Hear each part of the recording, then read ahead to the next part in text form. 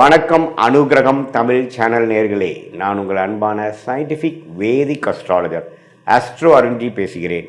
நல்லது நினைப்போம், நல்லதே நடக்கும். இந்த வீடியோவில் நம்ம என்ன பார்க்க போறோம்னா, மீனராசிக்காரர்களுக்கு மே 2026 எத்தகைய ஒரு மாதமாக, பலா பலன்கள் நிறைந்த ஒரு மாதமாக சயின்டிஃபிக் வேதிக் அஸ்ட்ராலஜி முறையில் எதையும் மிகைப்படுத்தாமல் ஒரு கிரகம் ஒரு இடத்துல இருக்கும் பொழுது எது மாதிரி தாக்கத்தை கொடுக்கிறார், உங்களுடைய கர்மவினை எப்படி செயல்பட போகிறதுங்கிறது இந்திய வேத ஜோதிடத்தின் அடிப்படையிலான ஒளி தத்துவ பிரகாரம் பரிகாரம் அது மாதிரி விஷயம் மூட நம்பிக்கையில போகாமல் உள்ளது உள்ளவாறு பார்க்க போகிறோம். மே 2026 பிறக்கும் பொழுது மீனராசிக்காரர் பார்த்தீங்கன்னா ஜென்மசனியின் தாக்கத்துல இருக்க போறாங்க. குரு 4ஆம் இடத்துல இருக்கிறார். ஜூன் மாசம் தான் பயிற்சி ஆகிறார். ஸோ மேல எந்த மாற்றமும் இல்லை. 12 ராகு, 6 கேது. அதே சமயத்துல ராஜ யோகாதிபதி என்று சொல்லப்படுகிற இந்த செவ்வாய் ராசிக்குள்ளேயே சனியோட இருக்கிறங்கிறது நம்ம பார்க்கணும். அஸ்தம சனி தாக்கத்துல அந்த செவ்வாய் வேற சேர்ந்து பயங்கர ஒரு தாக்கம். ஏப்ரல் மாதம் முழுக்க மே 2 வாரம்லாம் பார்த்தீங்கன்னா ஒரு மன உளைச்சலும் கொஞ்சம் அலைச்சல்களும் கொடுக்கக்கூடிய மீனராசிக்காரர்களுக்கு மே 2nd வீக்லேருந்து கொஞ்சம் நல்ல ஒரு விடுவு காலம் வருகிறது. செவ்வாய் சனியோட விலகுது. ஸோ அது நல்ல விஷயம். அதே சமயத்தில் சூரியனுங்கிற விஷயம் 6ஆம் வீட்டு அதிபதி 2ல் உச்சம் பெற்று அதுக்கப்புறம் 3க்கு போகிறது நல்ல விஷயம். ஸோ என்ன காமிக்குதுன்னா, மே மாதம் 2வது வாரத்துக்கு அப்புறம் கொஞ்சம் நல்ல அமைப்புகள் வருது. அதே மாதிரி சுக்கிரனும் 3ஆம் இடத்துல இருந்து அப்புறம் 4ஆம் இடத்துக்கு போகிறது நல்ல விஷயம். புதனும் பார்த்தீங்கன்னா நட்பு வீடு ஆகிய சுக்கிரன் வீட்டில் இருக்கிறது நல்ல விஷயம். ஸோ ஜென்மசனியால் பாதிக்கப்பட்டிருக்கக்கூடிய மீனராசிக்காரர்கள் கொஞ்சம் மனம் சஞ்சலமாகவும் மனம் டல்லாகவும் எந்த ஒரு முடிவும் எடுக்க முடியாத அமைப்பாகவும் கொஞ்சம் சோம்பேறித்தனம் உள்ளவாகவும் அது மாதிரி அமைப்பு தான் போகும். அலைச்சல்கள் ரொம்ப நிறையா இருக்கும். தேவையற்ற அலைச்சல்களாகவும் இருப்போம். அப்படிங்கிற மாதிரி அமைப்புகள் போய் கொண்டிருக்கக்கூடிய மீனராசிக்காரர்களுக்கு இந்த மே மாதம் 2-3 வாரம் கழிச்சு வரக்கூடிய செகண்ட் ஹாஃப் ஓரளவுக்கு விடிவு காலத்தை கொடுக்குது. ஜென்மசனி விஷயங்கள் முடியக்கூடிய அமைப்புகளை காட்டுது.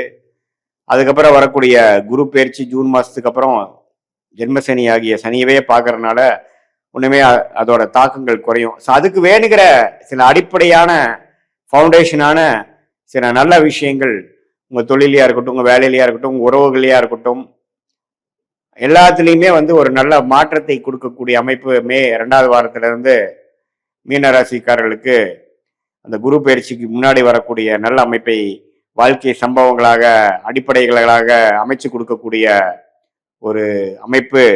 இந்த செவ்வாய் சனியோட விலகிறதும், சுக்கிரனோட வீட்டில் புதன் வருவதும், சுக்கிரன் 4ஆம் இடத்துக்கு போய் 10ஆம் இடத்தை பார்ப்பதும் இது மாதிரி நல்ல அமைப்புகளை கொடுக்கக்கூடிய அமைப்பாக மீனராசிக்காரர்கள் இருக்கு. ஸோ இதுவரை மன உளைச்சலும் அலைச்சல்களும் மன விரக்திகளும் தேவையற்ற மனசோர்வுகளும் இருக்கக்கூடிய மீனராசிக்காரர்களுக்கு ஓரளவுக்கு ரிலீஃப் கொடுக்கக்கூடிய ஒரு விடிவு காலம் கொடுக்கக்கூடிய அமைப்பாக மே மாதம் குறிப்பாக சொல்லணும்னா செகண்ட் ஹாஃப்லேருந்து கொஞ்சம் பார்க்கலாம். இது ஒரு பொதுவான பலன்களை தவிர உங்களுடைய ஜென்ம ஜாதகத்தில் நீங்கள் என்ன மாதிரி தசாபுக்திகள் போகுது வச்சு பார்க்கலாம். இதே மாணவர்களுக்கு பார்த்தீங்கன்னா புதன் நல்லா இருக்கிறதுனால கொஞ்சம் நல்ல முன்னேற்றங்கள் உண்டு. படிப்பில் கெட்டிக்காரத்தனம் உண்டு.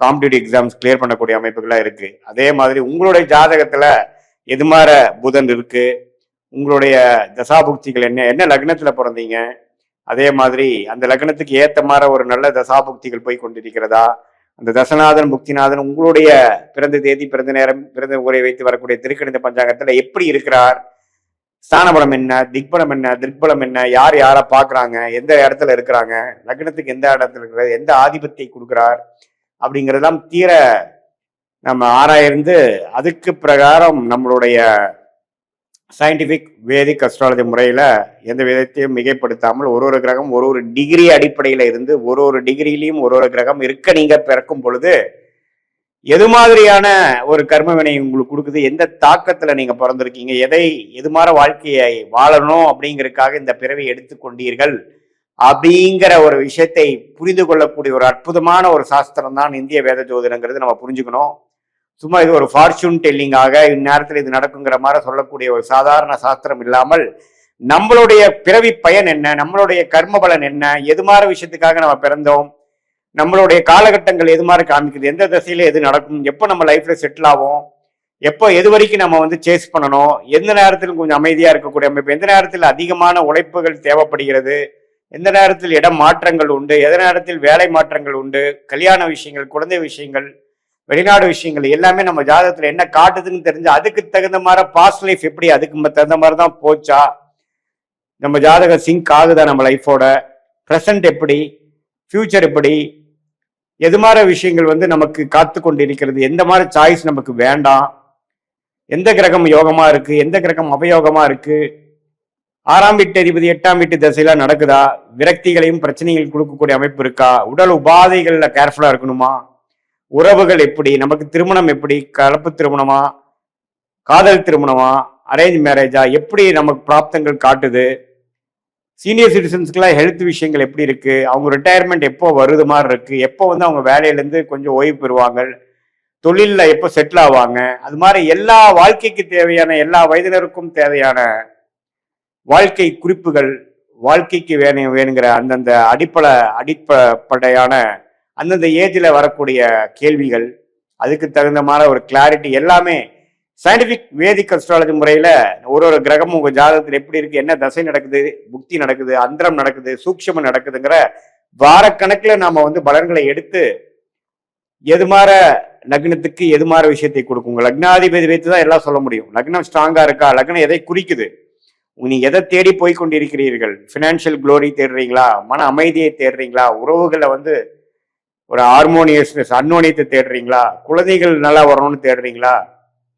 அல்லது சிற்றின்பத்துக்கு தேடுறீங்களா, பேரின்பத்துக்கு தேடுறீங்களா, ஆன்மீக தேடுதல் உண்டா, எது மாதிரி விஷயத்துக்காக உங்களுடைய வாழ்க்கை பயணம் போய் கொண்டிருக்கிறதுங்கிறதா நம்மளுடைய ஜாதகத்துல புதைந்து கிடக்கக்கூடிய விஷயமாக சயின்டிபிக் வேதிக் அஸ்ட்ராலஜி முறையாக பார்த்து அது மூலமாக எது மாதிரி விஷயங்கள் நம்ம எடுக்கலாம், எது மாதிரி விஷயங்களை நம்ம தவிர்க்கலாம் அப்படிங்கிறது பார்த்தோம்னா தேவையற்ற சமய விரயங்கள், தேவையற்ற பொருள் விரயங்களை தவிர்த்து நம்மளுடைய பிராப்தம் என்ன, நம்மளுடைய தோஷம் என்ன, நாம வாங்கி வந்த வரன் என்ன, எந்த கிரகம் நமக்கு சாதகமாக இருக்கிறது, அந்த கிரகத்தின் வேலை தொழில் படிப்பைக்கு நம்ம போனோம்னா நம்ம வாழ்க்கையை எளிதில் அமைச்சு கொள்ளலாம், எந்த நேரத்தில் அடக்கி வாசிக்கலாம், எந்த நேரத்தில் நம்ம வந்து கொஞ்சம் ரிஸ்க் எடுக்கக்கூடிய அமைப்புகள் நமக்கு நல்ல பலன்களை கொடுக்கும் அப்படிங்கிறதை நாம துல்லியமாக உங்களுடைய பிறந்த தேதி, பிறந்த நேரம், பிறந்த ஊரை வைத்து வரக்கூடிய திருக்கணித பஞ்சாங்கத்தில் வரக்கூடிய ஜாதகத்து மூலமாக பார்த்து அதையே இப்ப நம்ம சொன்ன கோச்சாரத்துல வரக்கூடிய இந்த குரு பயிற்சி, ராகு பயிற்சி, சனி பயிற்சி,